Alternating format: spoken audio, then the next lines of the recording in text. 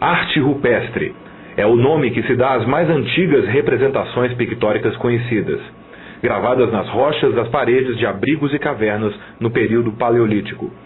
Acredita-se que a finalidade dessas pinturas eram de cunho ritualístico. Normalmente os desenhos são formados por figuras de cavalos, bois, cervos, dentre outros. A figura humana também é bastante marcada, muitas vezes sugerindo atividades como dança e caça principalmente. Arte egípcia. Essa manifestação artística se estendeu pelos últimos 3.000 anos antes de Cristo, e tendo passado por diferentes épocas, marcaram também as variações desse estilo artístico: período arcaico, Império Antigo, Império Médio, Império Novo, Império Tardio e vários períodos intermediários mais ou menos curtos, que separam as grandes épocas e se denotam pela turbulência e obscuridade, tanto social como política. Arte grega. Os gregos influenciaram a arte romana e outros períodos da história da arte, como o Renascimento. De uma certa forma, muitos valores que tiveram sua origem na arte grega exerceram influência fundamental sobre o gosto estético predominante até o século XX.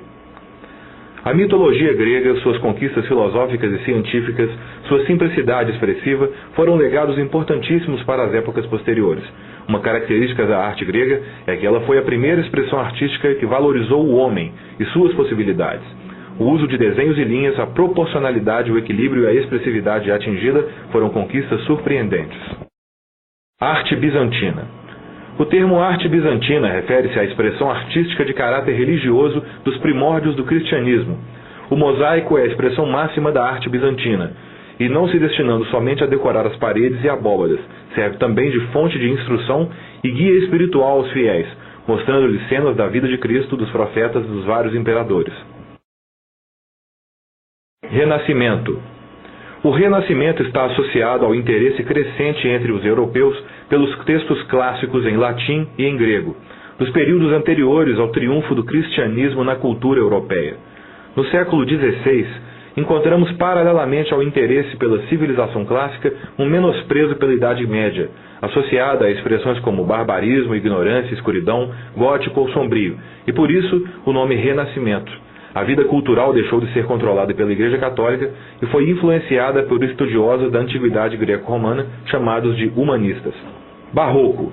Contrariamente à arte do Renascimento, que pregava o predomínio da razão sobre os sentimentos, no Barroco há uma exaltação dos sentimentos. A religiosidade a expressa de forma dramática, intensa, procurando envolver emocionalmente as pessoas. Além da temática religiosa, os temas mitológicos e a pintura que exaltava o direito divino dos reis também eram frequentes. Romantismo. Foi um movimento artístico e filosófico surgido nas últimas décadas do século XVIII na Europa, que perdurou durante grande parte do século XIX.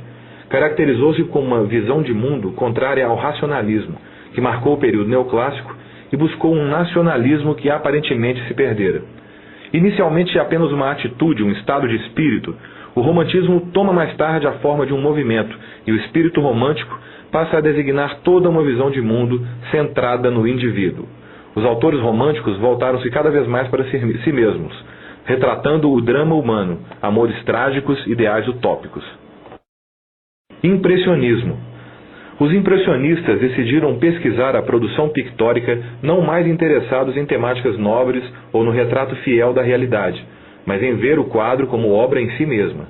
A luz e o movimento, utilizando pinceladas soltas, tornam-se o principal elemento da pintura, sendo que geralmente as telas eram pintadas ao ar livre para que o pintor pudesse capturar melhor as nuances da natureza. Cubismo.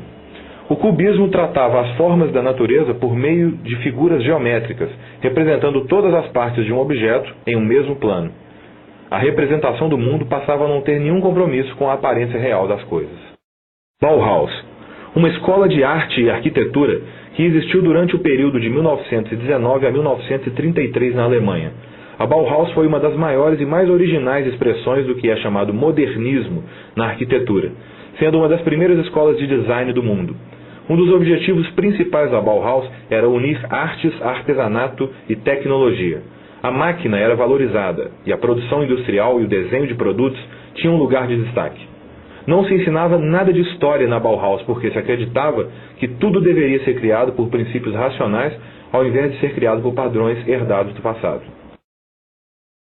Surrealismo. Fortemente influenciado pelas teorias psicanalíticas de Freud, o surrealismo enfatiza o papel do inconsciente na atividade criativa. Segundo os surrealistas, a arte deve se libertar das exigências de lógica e da razão e ir além da consciência cotidiana, expressando o inconsciente e os sonhos. Pop art. A pop art propunha que se admitisse a crise da arte que assolava o século XX e pretendia demonstrar com suas obras a massificação da cultura popular capitalista.